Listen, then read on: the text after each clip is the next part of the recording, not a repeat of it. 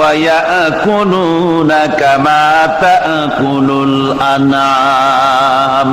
এই কাফেরগুলির কাম শুধু ফুর্তি করা, গান বাজনা, নাটক, গল্প, এই সব কাজ তাদের। নামাজ নাই, রোজা নাই, আল্লাহর চিন্তা নাই, তাহাজ্জুদ নাই, পরেজগারি নাই, শুধু গান আর নাচ।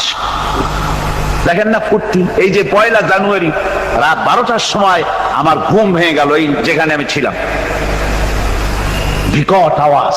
আমি মনে করলাম পাশের বাড়ি বুঝি ডাকাত পড়ছে। পরে বাড়িওয়ালা আমাকে বললেন যে ডাকাত না, বোধহয় এই নিউ ইয়ার সেলিব্রেট হচ্ছে, নতুন বৎসর উদযাপন হচ্ছে বোমা দিয়ে, শহরবাসীর আরামের ঘুম হারাম করে এগুলি করা হচ্ছে। এ তো গেল 1 জানুয়ারি। আর যখন আমাদের নিজেরটা যখন আসে, অর্থাৎ 1 বৈশাখ, তখন দেখছেন অবস্থা 1 বৈশাখে।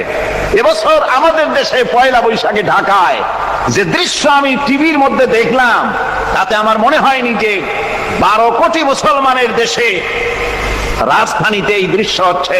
আমার মনে হচ্ছিল এটা বুঝি কলকাতা অথবা অন্য কোন শহর হবে।